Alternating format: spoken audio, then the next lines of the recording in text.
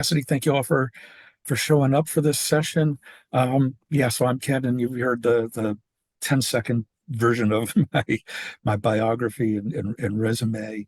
To kind of put some meat around that introduction, and why I'm here today. So, yeah, since 1989, working in nonprofits, community organizations, and all levels from staff to executive leadership to board member to consultant, various capacities. So from, 1989 to 2015, did a lot of good work, a lot of the stuff I'm proud of, provided a lot of good services, worked in homeless shelters and transitional housing and food programs. And then, like I said, provided good services. But it wasn't until 2015 when I stepped into Recovery Café San Jose as their first executive director that I saw like the magic happen, saw transformation, saw not just someone, saying, hey, thank you for a meals, thank you for a place to sleep, but actually seeing lives transform, seeing lives take off and people discovering their true selves and coming alive. It was just like nothing I'd seen in the 25 years of my career before that. So so why I do my current role. So I led the San Jose Recovery Cafe for about 4 years.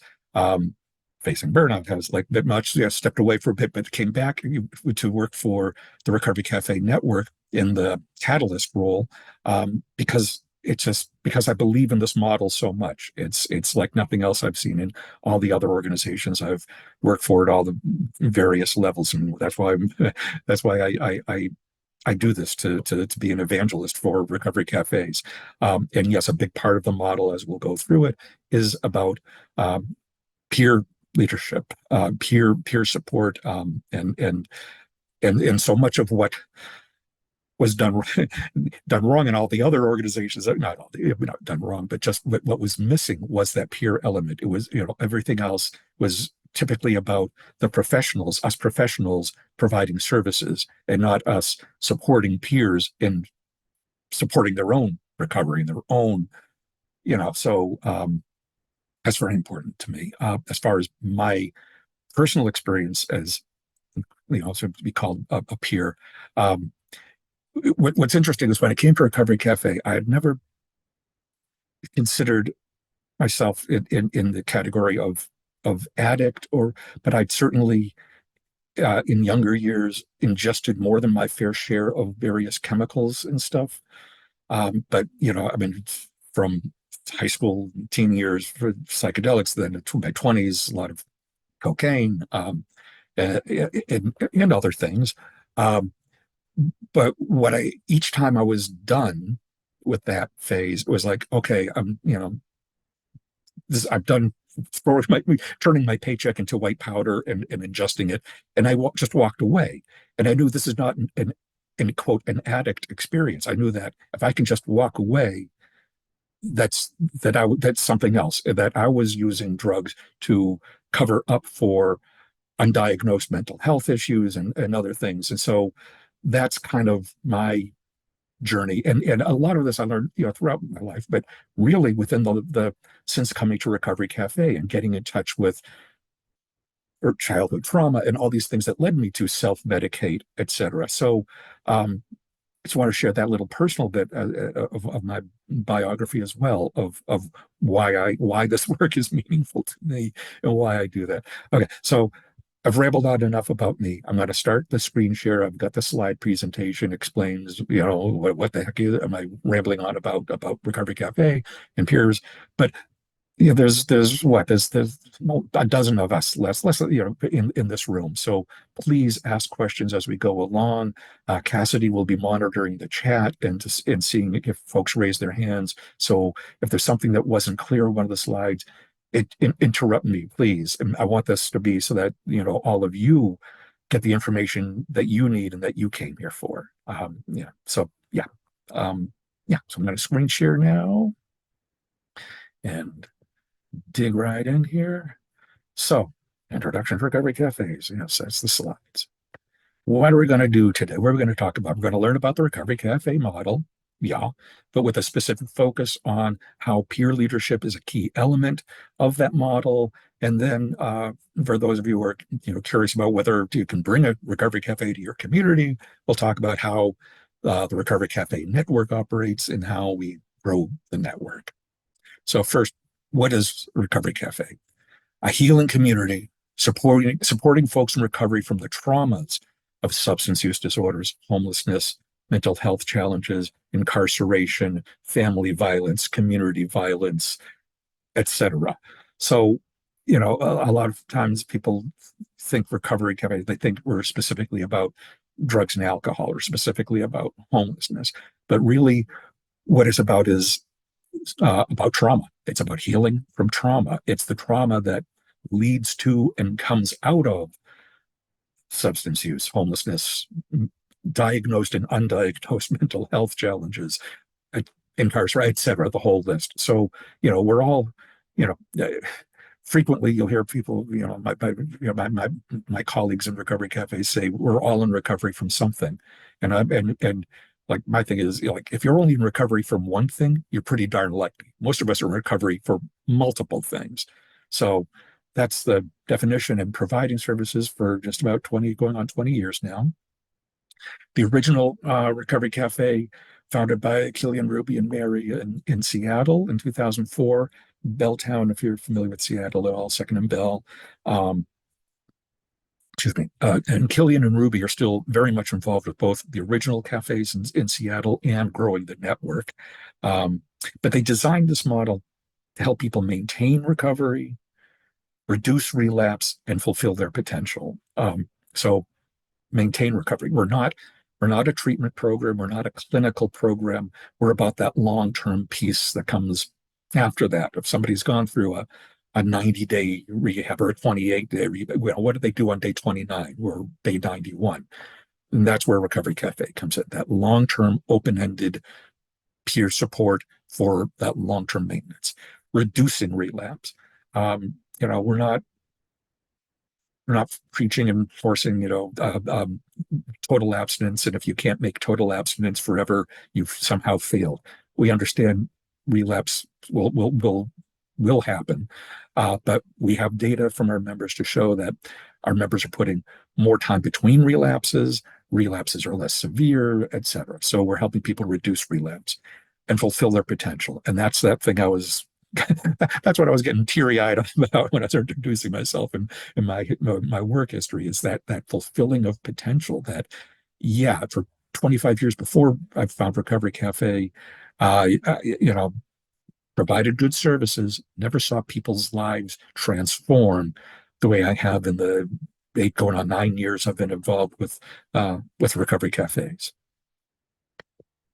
So a little quote here from Johan Hari, a great author. If you're not familiar with his books, get all of his books. But he says, the opposite of addiction is not sobriety. The opposite of addiction is connection. So again, connection. This is about healing from trauma and connection. It's not just about sobriety and abstaining. That's not what we're about. We're about healing and connection. So, Recovery Cafe model. Key element is that it is a membership-based model. Anyone could be a member. No recovery cafes charge members for their services. But membership means a commitment. Membership means you belong. But membership, why it's a member thing and not just a drop-in center. Drop-in centers are wonderful. Drop-in centers are needed when it's 10 degrees or when it's 110 degrees. When it's pouring rain, people need a drop-in center that can get away from the cold, the wet, the hot, whatever. But a drop-in center has a very low barrier in terms of what behaviors are allowed, and et cetera. So we want the cafe to be a safe space for people. So membership commitments, being drug and alcohol free anytime they're in the community space. Still a lowish barrier, but it's not, there's not necessarily total abstinence. It's when you're in the Recovery Cafe, be drug and alcohol free. It means, number one, be able to give and receive information, be able to have a conversation, to participate in your recovery and support your peers in their recovery, and not trigger anybody. Um, so drug and alcohol free in the community space. Participate in your weekly recovery circle, and I'll explain recovery circles, our basic support group. I'll explain that in a couple of slides from now. Um, and give back somehow, contribute to the community. So, you know, that can be as simple as, at the end of the day, somebody needs to take out the trash, somebody needs to mop the floor. But as members get a little bit more sobriety behind them, a little more recovery behind them, more recovery capital, begin building that peer leadership. There's other ways they contribute by becoming a circle leader, by leading a meal preparation, by joining the board of directors. So, the contribute starts easy. Somebody's got to take out the garbage, but it grows to be that pure leadership thing that it's all about. So more about the membership model. So I said this already, but membership means belonging. Membership means this cafe is yours. It's not just a place you go for services, but it is your recovery cafe. And opportunities for conversation. What I mean by that is, going back to be drug and alcohol free in the community space. We don't view that as, again, if anyone does use it, that is failure, that it's, oh, I'm disappointed. No, it's an opportunity for conversation. It's, hey, let's go out to the front steps and let's talk for a few minutes. You understand, the member commitments, and that, we don't, can't have you triggering somebody else, but I really care about you. I want to make sure you're okay. I want to see you inside tomorrow. What resources can I offer you today? What phone call can I make for you? What can I do to help you back on the path to being able to come into the cafe? It's an opportunity for a conversation, not just you failed, you go away. And again, comparing it to the organizations I worked for prior to Recovery Cafe, it's a world of difference. When I worked in the main homeless shelter in San Jose, my office was there on the side with 250 beds in the main room right across from me, and it's like it was like zero tolerance, and it was, you come in, we find that bottle of vodka on you, and it's there's no conversation. It was just get out of here. And oh man, the difference in being able to have a conversation and not just throw somebody out was so meaningful, and it's so helpful, and part of why this model works. And members as peers, I keep saying peer, but yeah, that's what it's all about. And yes, I'm seeing the chat start to light up. So Cassie, you'll let me know if there's something I need to address. Yes, there's a question. How is it funded? Gwen asked. Absolutely, yeah. So that's actually one of the slides coming up towards the end. But yeah, each cafe is its own local nonprofit, affiliated with the network, and I'll explain how all that works when we get later on. But each cafe does have to do a lot of their own fundraising. As the network, we help in training and coaching and mentoring on fundraising. But each of the 65 recovery cafes across the country has to do their own fundraising. And it can be individuals, it can be foundations, local businesses, government at all levels, city, county, state, fed. So yeah, variety of funding. And each of the 65 cafes will have its slightly different mix of that, from government to individuals to whatever else. And we'll discuss it a little bit more in a later slide. But excellent question. I'm glad you're thinking ahead.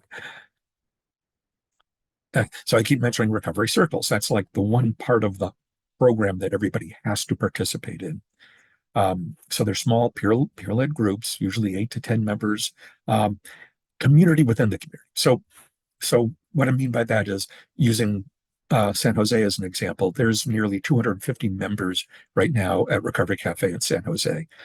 That's a lot of people. You can get lost in a crowd of 250 people. So your circle is your circle. If you're part of the Tuesdays at 10 o'clock circle, that's your group. You don't go to the Thursdays at 3 o'clock. So your circle is your circle. So that is 8 to 10 people who you come to know deeply. They know you deeply, you know them deeply. You're not jumping from circle to circle because, when you're checking in and we're using the circle as a form of healing, if you could jump from circle to circle at a cafe with 250 members, you could pretty well hide. You could pretty well say the same thing every week and no one's going to catch on that you're full of crap. But if it's the 8 to 10 people you've been in circle with week after week, month after month, they're going to call you on your BS. They're going to say, Ken, there's the same, what's really going on here, you know? So the four-member circle is basically the check-in. It's, since we met last week, what challenges have you faced? What successes do you want to express joy about? And where are you on your goals? Do you have any new goals? Where are you have the goals you set? So, challenges, successes, goals. That's the basic format for a check-in. Each facilitator will have their own style and flair with that, depending on the personality of the facilitator and the group. Some groups start with 2 minutes of meditation. That doesn't work for everybody, but for some groups, that's what they like to do. When I facilitate circles, I always like to have a prompt, a quote or a question, maybe something from the news, that, in addition to the basic check-in challenges, successes, goals, something to kind of spur conversation. So, but that's a circle. It's about peer support, building the support between members. The facilitator is just there to kind of watch the clock and make sure everybody gets a chance to speak. Facilitator is not curing anybody, not fixing anybody, not prescribing anything. It's just an opportunity for feedback. So, if Cassidy were sharing, and I felt I had something to offer as another circle member, I'd first say, Cassidy, are you open to feedback this morning? And it's up to her, like, yeah, I'd love to hear what you have to say, or today I just needed to vent. Thank you, but today and that's cool because it's about support, and support doesn't mean I have to tell you what to do. Support means, yeah, I hear what you're saying, and I can share my experiences, and we can support, hold each other up, and what happens in circle stays in circle. So that's our basic support group that everybody has to participate in. We also, what else is going on? If you circle 1 hour a week, then what do you do? What makes it a place you want to be every other day and the rest of the day? So, School for Recovery are our broad title for classes, usually 6 to 8 weeks, variety of topics. They can be directly recovery related, WRAP, which is Wellness Recovery Action Plan, or living with a mental health diagnosis. Um, you know, Healthy living, seat to table, meditation, yoga, mindfulness, job skills, life skills, personal financial management, using the arts, self-discovery through our, writing, collage, ukulele, whatever, uh, you know. So, in a lot of the classes, like a lot of the circles, should be led by member peer leaders. So, it's all comes up from the membership. It's not these are examples of classes. It's not like the prescribed curriculum that Recovery Cafe Network's forcing you to use. It's like, no, what are your members interested in? What what are your peer leaders excited about teaching and sharing? That's a class. Uh, but a key part of it is that members who complete classes getting recognized for that. And so many of our members, there's a graduation in San Jose. You see here in the image, everyone holding up their certificates. So many members have never been recognized for anything. No one's ever said to them, "Good job on that." And so these certificates become incredibly valuable and helping build self-esteem, helping build that peer leadership, letting people know that they have, these skills and these abilities within them that they've been buried beneath pain and trauma for so long, and this helps to bring it out. Um, Other things going on, daily food and beverage service. Every recovery cafe has some level of food and beverage service.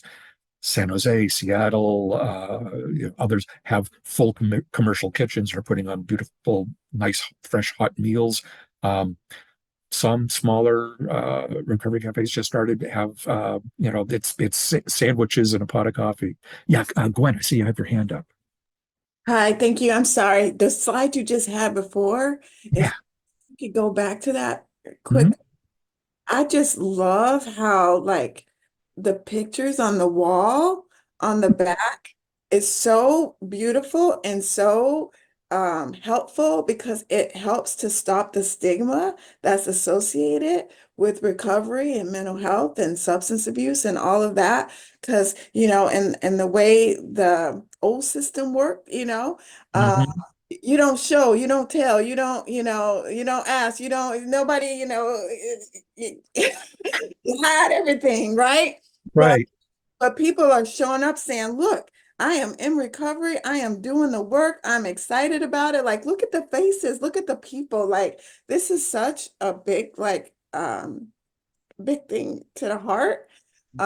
So thank you. Thank you for this. Thank you for sharing this. I just wanted to highlight that, how that helps to stop the stigma that goes along with the recovery process, and changing the way mental health and healing and recovery is going forward in the future. Thank you. Well, thank you for noticing that and calling it out because yeah, that's so again, this is in San Jose, and you see it's a you can't see the full room here, but it's not a dingy basement window. This started. So San Jose, we're co-located with the Urban Ministry Church, and we rent this side of the building with what was the fellowship hall and a couple of some of the classrooms in the kitchen. So it was a church fellowship hall that had last been painted in 1940. And we put $1 million renovating that site to make it a beautiful, welcoming place that our members deserved and could feel proud of being a part of. Because, yeah, they're so used to, like again, when I worked at the Marine shelter, they're so used to going into a filthy warehouse that nobody cares about with broken furniture and coming into a beautiful $1 million rehab of this place. Yeah, and the portraits on the wall, those photographs. Our former program director in San Jose, now she's moved up to Oakland. She's working in Oakland now, but uh, yeah, she's also a brilliant photographer, and she did those portraits. And you'll see some other portraits of San Jose members a little later in the presentation. I've got some watercolors that a local watercolor artist did, and yeah, it's not hiding. It's not. It's yeah, I'm in recovery, and this is a great place to be in recovery with other people, support each other. Yeah. And be in the nicest, most exclusive cafe in town. Yeah. Thank you. Thank you for that was excellent. Thank you for noticing that. So yeah, where was I? Yeah. So every cafe has some level of food and beverage, um, and other things that go on that um depending on each cafes, even there's 65 of them again, depending on their size, their capacity, how long they've been open, what other resources are in the community, other things going on, peer navigators, social activities, holiday parties, open mic nights, being a referral and resource, being able to connect with other nonprofit partners, bringing in guest speakers, health clinics, et cetera, having space for 12-step or other support meetings, smart recovery, Dharma recovery, just whatever else is available. But the core is that safe, welcoming space, that healing milieu in our jargon, we call it the healing milieu, members participating in circles, having some level of food and beverage service. That's like the core that makes a recovery cafe, and all 65 will be doing. So some random schedules here, because like I said, you quote have to go to your circle. That's once a week, but there's something going on every day that you would want to take part in. Self-discovery through art, Tai Chi, um, mindfulness, feelings check-in, all sorts of things going on every day. So there's something, for some reason for you to come and hang out and be with your peers beyond just going to your circle. Um, multiple pathways. So, I mentioned making space for 12-step meetings or SMART or Dharma, etc. So we don't, prescribe or push any of those, but we are open to any of those pathways: medically assisted treatment, faith-based treatment, therapeutic, whatever brings you to that first step of recovery, that first step of stability. We are happy to work with that and honor that. So all pathways honored. And a recovery-oriented system of care, ROSC. So this is about, recognizing that for all, we in the network, we love the model, obviously. I'm out here, preaching about the Recovery Cafe model every day. But we recognize, we're not the only thing going on. The system of care for recovery includes recovery residences. It includes the courts. It includes everything from treatment, housing. And this diagram is really oversimplified. I just said courts. It's not even on this diagram, but there's all sorts of organizations, nonprofit, government, et cetera, that feed into the recovery system, and we want to partner with them. We want partnerships that go two ways. So, like, okay, it's just its involvement. So in San Jose, again, I use San Jose as the example because that's where I was the ED for several years. But it's similar relationships going on in each of the 65 cafes across the country. So we had the drug court judges who loved us and loved to refer people to Recovery Cafe because the judges knew that the people who joined and stayed with Recovery Cafe, that the next time the judge would see them, they'd be dismissing charges. That if the person didn't bother taking that referral and didn't bother showing up, the next time the judge would see them, he'd be sending them back to jail. So that partnership with the reentry center. So people just coming out of the jail would also get a referral. When I was the ED, I would often be there at the reentry center, meeting people. Sometimes I have a meeting, an appointment to meet somebody one-on-one. Sometimes talking to a group, and letting them know, what's available and being a resource for them. Also, partnership with the expungement program, which is now located at San Jose State. So, members who want to get their records cleared, we have that relationship with the expungement program. So that's like injustice involvement, at least 3 different sets of partnerships for being a resource for our members, but also us being a resource for the people they serve. Same thing with the housing, the treatment, the health, employment, education, et cetera, down the road. Evidence-informed model. So, I we talk a lot in recovery cafes. We use phrases we use a lot are loving accountability, radical hospitality. We have a lot of language in our internal jargon that's very heart-based, love-based, and that's great. But we also got to put in the slide that says there's also some research that shows why this works. That's not just that we're a bunch of old hippies who love everybody and think it's going to work. No, there's research behind all of this. From SAMHSA, the Federal Substance Abuse Mental Health Services Administration, identifying the 4 dimensions of recovery as community, purpose, health, and home. And so we work with all 4 of those dimensions. And then other research from motivational enhancement to relapse prevention research, contingency management, all of this. To me, the final bullet point here about using a trauma-informed approach is really the most important. But yeah, there's a lot of research and stuff that goes into why the model works, not just that that we just say, oh, everybody loves each other and think magic's going to happen. No, there's research. It works, including our own internal research. So when a new member joins any of the recovery cafes, they do a baseline survey. what are your recovery challenges? How long has it been a challenge? What are you doing? What tools do you, so we do that baseline survey and then check in with them on a regular basis to see how they're doing. Um, the data is stripped of anything personally identifying. So, we're not invading anyone's privacy with this, but the aggregate numbers are added together with the other recovery cafes for network wide data that you see here. So, um, you know, so in so even though we're all using the same basic software, uh, the folks in San Jose cannot see the data on the members in Longmont, Colorado. The folks in Longmont, Colorado can't see any data for anyone in San Jose.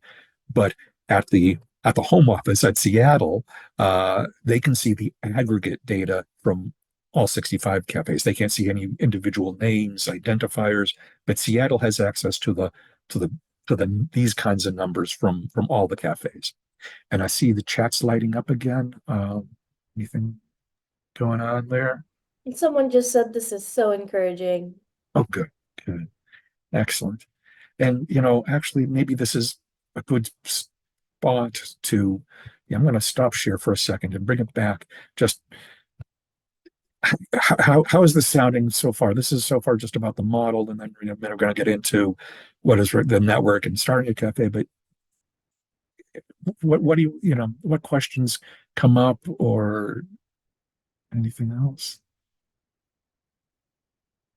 No? Okay. Well, I so could help yeah, all day, Ken, really. This information is so encouraging, and I like the fact that you have the data from what the Recovery Cafe Network is doing, because I think that's what's missing within the peer support movement as a mhm, whole in general, of people putting that data together to reflect how the peer support um, uh, movement and that sense of belonging and the sense of connecting together all works hand in hand for recovery. mhm, Because we can look at the statistics and the data all day long regarding like the needs for what mhm, is in our community. And, 1 in 4 people, suffer from mental health, and suicide is the, second highest rate amongst mental health people, to attempt suicide, all these different statistics of, the bad but what we need to collect is what you are collecting, which was mhm, the data of what you're doing and how that is affecting and helping the people recover and help each other, and that helper therapy, aspect of moving forward in life while you're in recovery, you're helping other people as well. So I just you just like singing into my soul right now with yeah, what you guys are doing. And yeah, and I'm sorry about all of the little notes and stuff and hand raising, but I am very engaged in this. To me, good. this is life. This has saved my life. Peer support has saved my life. Been in recovery for over 24 years. And this is the thing that drives what we do in the community as a whole. So thank you so much for sharing this, Ken. We appreciate it. Well, thank you, thank you. I mean, yeah, that's again why we as a whole as the network do this, and why I particularly do this is yeah, this is a typical thing for folks who work for Recovery Cafe to say, but it's like, it sounds selfish, but I get as much out of being a part of Recovery Cafe as the members do. You know, other organizations I've worked for over the long span of my career, it was like, oh yeah, I'm doing good work, but I never benefited from it the way I feel I wish I'd discovered something like Recovery Cafe 20 years before, 40 years before, But yeah, thank you. That's great. Let me go back to the slides. Go. Yeah, so we were talking about the data. Yeah, so I think we said, but like So like this one here, of people who identified alcohol as their prime recovery challenge, 88% doing better, 91% for those who identified drug use. So across the board, our members reporting pretty good, well, pretty excellent, strong numbers. That yeah, this works. Where'd my cursor go? Oh, there we are. Okay, so yeah, so you commented on the photographs of the members on being in the background of that School for Recovery graduation pictures. So I wanted to share these are size mentions. There's also some watercolors. So this is these are done by a local artist who um, wanted to learn more about homelessness. She was doing a project on homelessness. So connected with several organizations that work with homeless folks, and including us. And thought she'd start with, she wanted to do just 4 or 5 of these where she interviews somebody, tells their story through a watercolor. And she's come back. So now she's done like 50 or 60 of these for Recovery Cafe San Jose, because she just fell in love with the model and our members. These are such a few of their stories. So I need is something in the chat I should talk about before I get into these? Yeah, there's a question. Has it been done in rural communities, and if so, how did it work? Absolutely, absolutely. So yeah, of the 65 cafes across the country, there's the larger cities, Seattle, Chicago, Washington, D.C., San Jose, but there's, in the Washington state area where it started, you start in Seattle, but, some of the, if you're familiar with the Seattle area, there's like some of the islands out off of, in the sound are like an hour and a half ferry ride back to the mainland. And these are really isolated communities, tiny communities. There's recovery cafes there. There's recovery cafes in, big, small, rural, urban, red state, blue state, it doesn't matter. It works everywhere because it's needed everywhere. Anywhere that there's a group of people who want to come together and support each other, that's where it works. Maybe some of the smaller communities will not become as large as Seattle, San Jose, Chicago, but they will. If they serve 30 people, that's beautiful, and that's wonderful. Yeah. So Diana, yeah, her story was, she came to, she was dared by somebody to come into Recovery Cafe, and she was, not going to talk. She was, didn't think anyone could pull her out. She was a hermit. She wanted to be a hermit. Then through her time at the cafe and realizing that people actually did support each other and weren't going to be scared away by her story, she became a social butterfly. Now, currently, Diana's now on as a peer leader on the board of directors of Recovery Cafe San Jose, as well as now working full time. She's our connection at, I mentioned the expungement project. She works at the expungement project and is on the board of the Recovery Cafe. So that's peer leadership when you go from a reluctant member to being a board member. Alan's great. He's a circle facilitator, as well as other. He feels in there anywhere. He's like constantly on the move and doing whatever's necessary, including on the Friday afternoon jam group. We have our jam sessions on Friday afternoons in San Jose. If you ever want to stop by, Alan's my drummer. Alan keeps the beat, so yeah. I think being the drummer is more important than being a peer facilitator, but it's a toss-up. They're both important peer jobs. Tony, you saw Tony's picture earlier at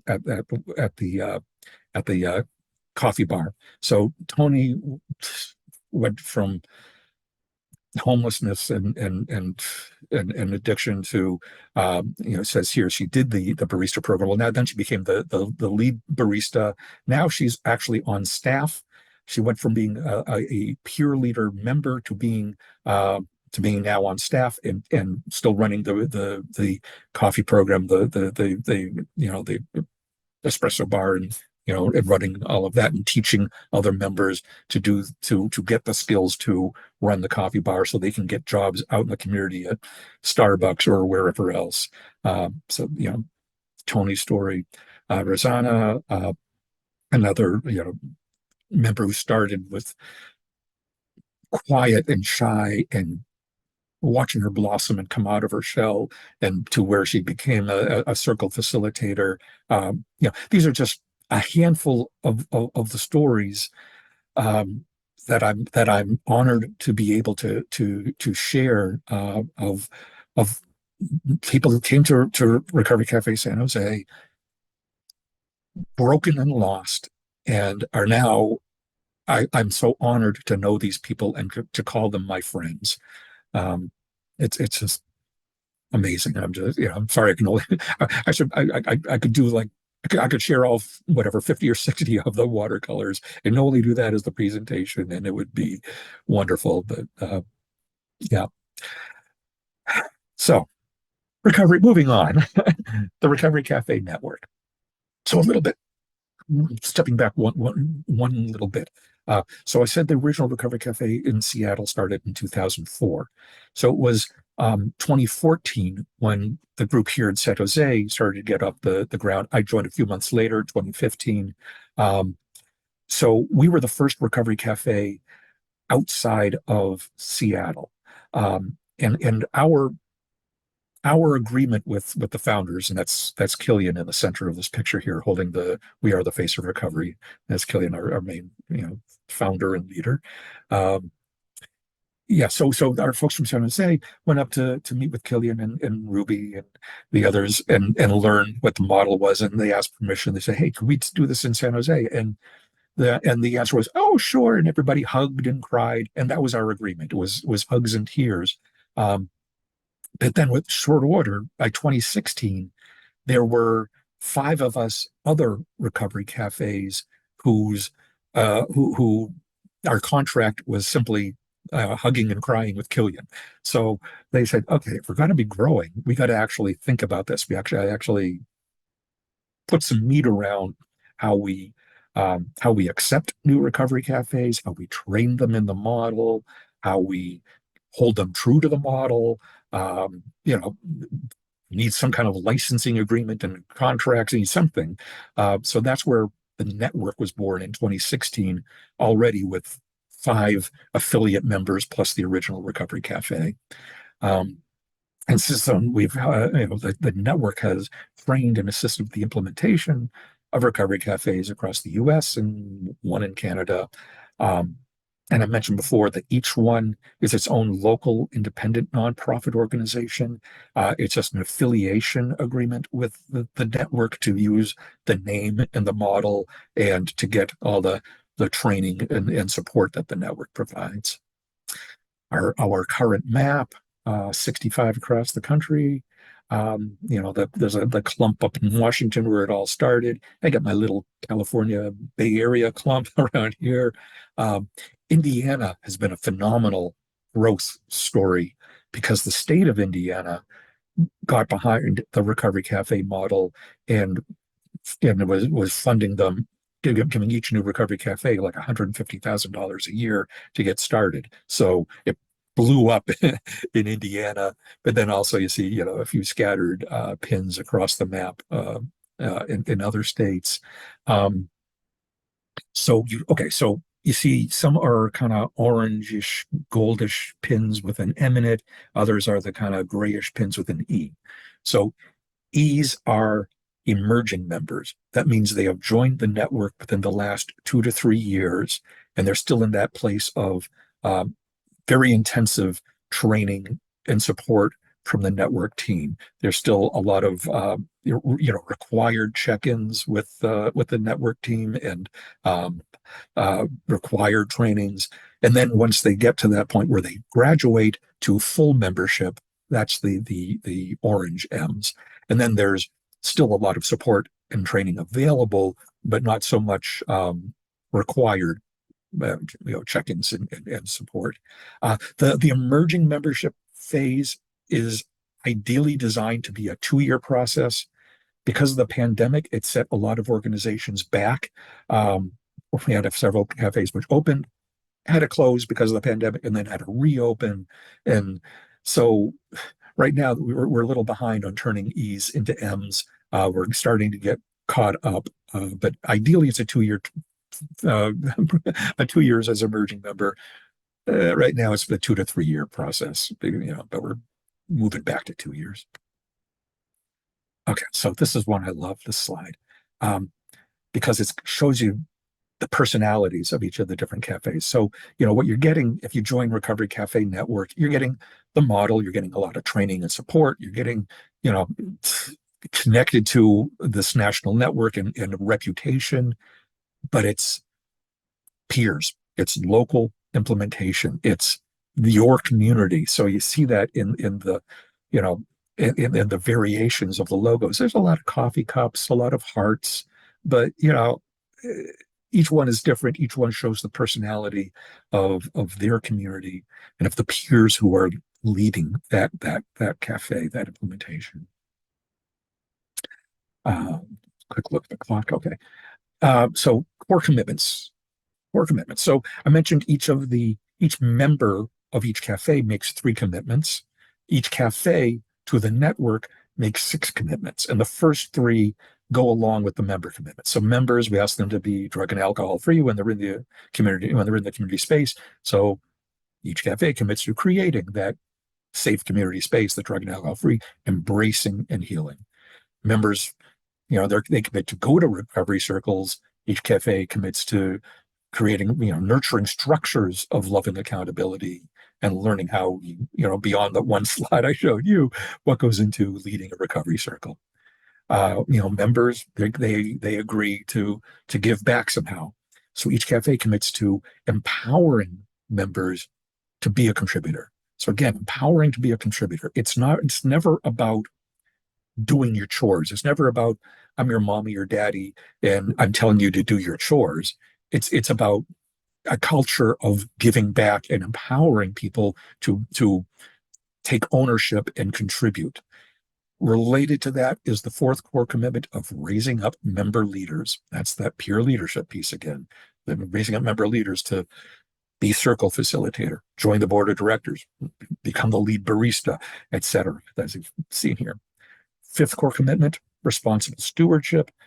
Basically, be a good nonprofit, be responsive to the IRS, your state attorney general, your donors, etc. Just run a good above board nonprofit. And the 6th core commitment, working to end systemic racism, socioeconomic inequality, and oppression of any individual or identity group by holding spaces that are profoundly loving, inclusive, and honoring of all. That's very wordy, but it's still it's just to get at the commitment to equity and welcome. It's not just about being open and welcome to everybody. It's about being radically open and welcome and recognizing, so much of the trauma that members come to us with has come from racism, homophobia, transphobia, etc. All of the isms and phobias, uh, you know, that people are being traumatized by. So yeah, it's a word. This is 6th core commitment, a little wordy, but it's very important to have that commitment to not just being open to all, but committing to end all the isms. RCN resources and support. So what do you get if you join Recovery Cafe Network? Ooh, a proven model. Yeah, the stuff I've been talking about. Cohort learning. So we bring on new recovery cafes twice a year in the spring and in the fall, and they go through training together, so that just like members in a circle have their own peers to support. So new cafes have their peers of the other cafes that started at the same time as them. They go through the trainings and everything, and all the stuff together, to build peers amongst them and let them know that the network staff are available to support them, but also their colleagues in cities across the country who went through their cohort. Manuals, online content library. It's a website we call the hub, and and you know, it's not, it's, yeah, it's the online content. It's you know, daily operations manuals and sample grant proposals. It's all the documents you can look up, but it's also got chat boards, and you can ask questions of network staff of other cafes and support each other and trade resources. So the hub is a very interactive website that members that cafe members have access to.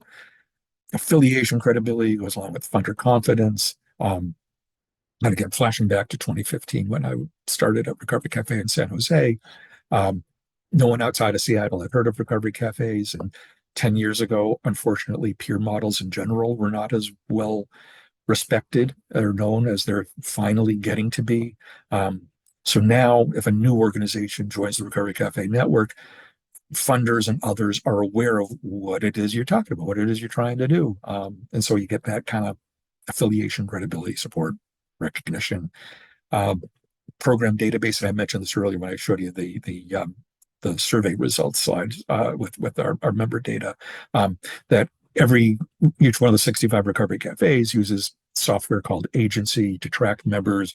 And again, it's partitioned very strongly.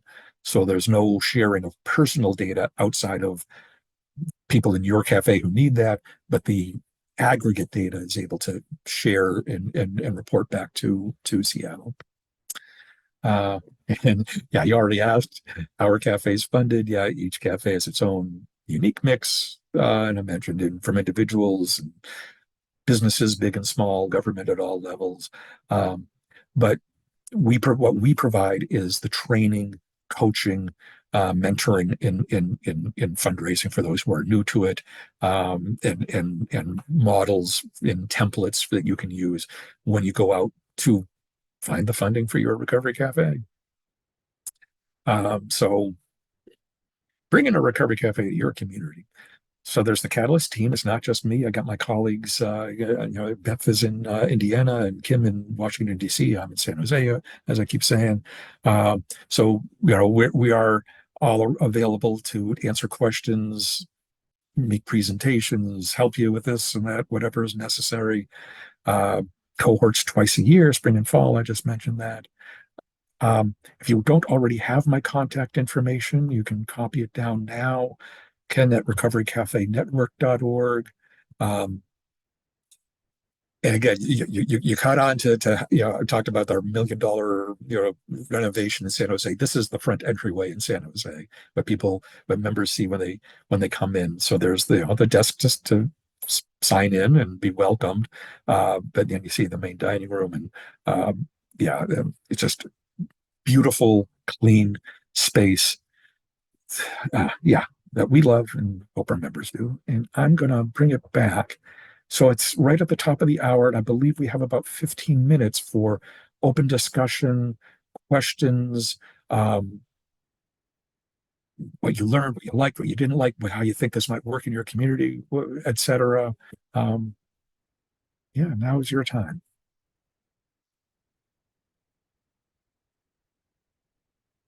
Yeah. Is it Sharita? Yes, can you hear me? Yes. Thank you so much. I was so attracted to this presentation because I looked on the map and I didn't quite see one of these networks in Michigan. So I was really excited about that. But then it also reminds me, because I work for a very large nonprofit that has a clubhouse. And that's kind of what they're doing over there. They do help people with severe mental illness, developmental disabilities, co-occurring disorders, SUD. And it's kind of like almost like a respite, like a day center type thing, but they do have like their own clothing store. They have like a dollar store, and they give them lunch, and they have a garden, and us peers get to go over there and run classes, and I mean, to help build self-esteem and social skills and all kinds of things, all kinds of self-care activities.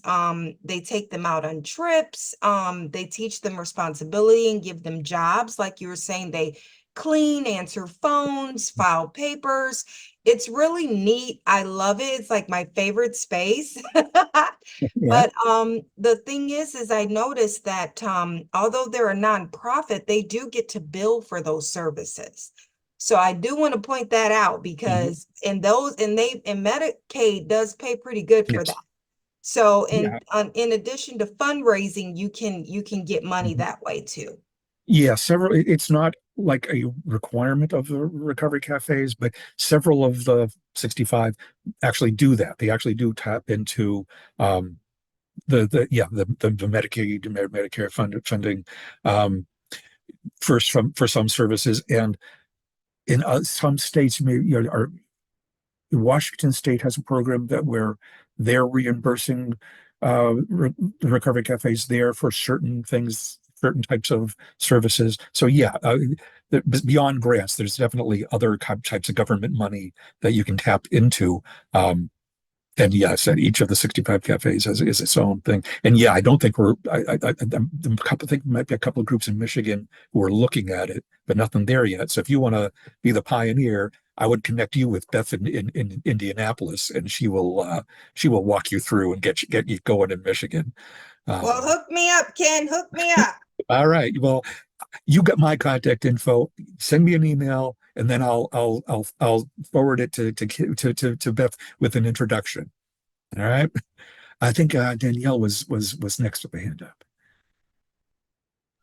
All right, thank you. Sorry. I was wondering, since I do work for the county, our local government, I was wondering, have you ever had any of your cafes start with the government starting it out, or has it always just been a community base? And my second question is, how did you attract or how did you find members to start this up? Did you work with the substance use? Sorry, you could probably Yeah. answer. No, great questions. So far, um, each recovery cafe has been a nonprofit entity. Um,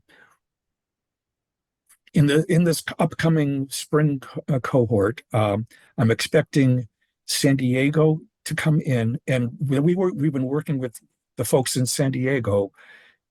Is the county is behind it, but they will not operate it. They put out an RFP for a nonprofit to operate it. So we're still have to kind of figure out what the MOU will look like. And is the county Right. signing the MOU or the nonprofit who's their grantee? So we have to kind of work out those details. Okay. So we'll see how it plays in San Diego, but Yeah. definitely open to it being the county, being the MOU signer. I mean, Right. Okay. Because I think this would be really cool. I just didn't, in our community, I think it would be beneficial. I just wasn't sure, like if we got a wellness center started and then it's peer led now, Mhm. so I'm just wondering, we just kind of need the push because there aren't a lot of there are barely any nonprofits where we live. So, Okay. yeah. What was the other part of your question? How did you get members started? How did you find the members in the community and stuff like that? Yeah. So, I mean, the total outreach, like I said, about, Okay. all the slide about recovery oriented system of Yeah. care, all the different partnerships. It was going out and, with, you know, with uh, the organization that do the housing programs, Okay. doing presentations there with Downtown Streets team, which I don't know if you're familiar with it, going out doing presentations to groups of Yeah. folks all over. Any meeting anywhere, going out letting people know what we were doing. So that and that's good. But the best outreach was once we started to get some members. The best is always when a member brings it. Right. I mean, I can give presentations to every group, every public meeting in town. It'll get a couple people interested, but it's when a member says to a friend, "Oh man, you got to see this place." Right. Yeah, for sure. Yeah. All right. Well, thank you. I appreciate that. Thank you, Kendra.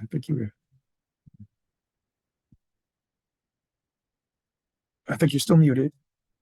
Still. There you go. Hi, good morning. Thank you so much, Ken. This is a great presentation, and my question may overlap with Tarita and Danielle's question, but I work for a peer-led nonprofit in Alabama. I noticed on the map there doesn't appear to be any emerging in Alabama. There may be some interest Yeah, in your I don't think there's anything inventory. on Alabama right now. Yeah. Yeah. And so I was just curious, because we are already a well-established peer-run organization. Mhm. Is this model something that would fit in with our nonprofit peer-run organization, or is it something that should be maybe separate? Or how is that implementation going in other states? Sure. So yes, I mean, definitely if it's a peer run organization, it would definitely be a fit, whether um, depending on what your other programs are, how physically separate it should be. Um, yeah, would be a good discussion for you to have with and if you're in Alabama, I took you up with Kim on the East Coast to be your catalyst if you're interested. Um, so okay, so what's difficult for a small organization with multiple programs um, is that the member agreements. Okay, so now starting with number one, be drug and alcohol free in the community space. If there's a single entrance and sharing space with other programs that don't have that, that can be a problem. So so you said how separate, how separate should it be from your other programs? That would be the question that Kim will work with you on is, okay, what's the entrance like? What's the restroom situation? And do you need a separate space or will it work in the same space? And so that's the kind of stuff, you know, myself or Kim or whomever would brainstorm with any of you if you're an existing organization. Because folks who started recovery cafes, it runs from, the one or two people who are, what we call, the inspired citizen, just never no nonprofit experience. So they just have a heart for this. Maybe it's because they're in recovery themselves, or they've lost a child so the inspired citizen to the other end of this that spectrum. An example would be Lowell House in Massachusetts, which has been providing recovery services and housing for like 30 years, and realized that they were missing a piece in the aftercare, and so added Recovery Cafe Lowell. And I think is it next door or across the street, so that so it works well with this well-established organization that's been doing this forever. Yeah. So everything in between, but yeah, we can help you brainstorm that. Wonderful. Thank you. Thank you. Quick time check, 11:08. So we have still got 7 minutes if there's more questions or comments.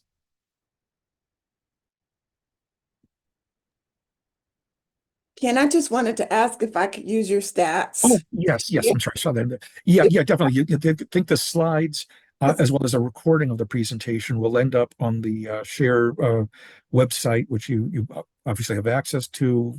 So I don't know how quickly they'll get all that posted. But yeah, if you want to, I think it just for helps some with reason, if you want to share any of that data, say this is what Recovery Cafe Network's doing. Thank you. Yeah, you're doing my job for me if you share it. Thank you for the permission. Yeah. And yeah, so if any of your colleagues, you tell them about the presentation and they watch the video or look at this, also share my email address. And like I said, if I'm not, geographically the right catalyst for them to work with, I will make that connection with one of the other catalyst team. Yeah, because 60 or 65 across the coast to coast is pretty darn good, but we could use 65 more at least. Yeah.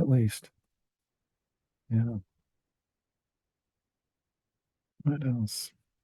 I think people need to be able to see the possibilities of reimagining what healing looks like, what recovery looks like. Yeah. The people need to see and hear that, right? And that's what gives hope, and that's what gives people the ability and opportunity to be more creative in what they're doing to create access to care through these Mhm. areas of, the Recovery Cafe or Clubhouse or, drop-in centers or whatnot. Like that's the change that's taken place in behavioral health, and I think it's beautiful. Yes, absolutely. And you, okay. So my job is catalyst, and you mentioned the other catalyst, and it's like I know we were happy to work with organizations or individuals when they're exploring the model, but um, as far as Clubhouse or other models, it's like if in our conversations with any of you over time it becomes apparent, like, okay, maybe Recovery Cafe model is not right for you, we want to do this other thing. There's no hard feel. It's like if you're going to go do something that's going to work in your community, we're going to be loving and cheering you, even if it's not Recovery Cafe. We're not selling McDonald's franchises. We're trying to get healing going on in every community. We think our model's pretty darn good, and we hope you'll choose it. But if you choose something else, go for it. Yeah, Sharita, I think you've got your hand up again.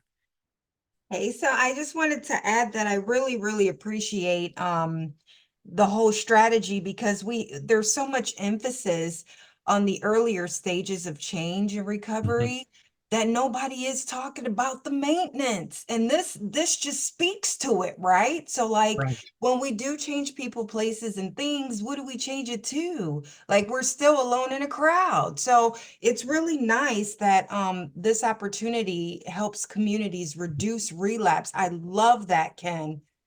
Don't forget to hook me up now. Yeah. Yeah. Well, I don't have access to any of your contact information, so you all have my email. Those who are interested in learning more, email me this afternoon, and we'll, yeah, we'll connect. Absolutely. I mean, let's see if I can. It was in the presentation, but I put it in the chat again. Ken at recoverycafenetwork.org. So, yeah, let's continue this. Hopefully, we can continue the conversation.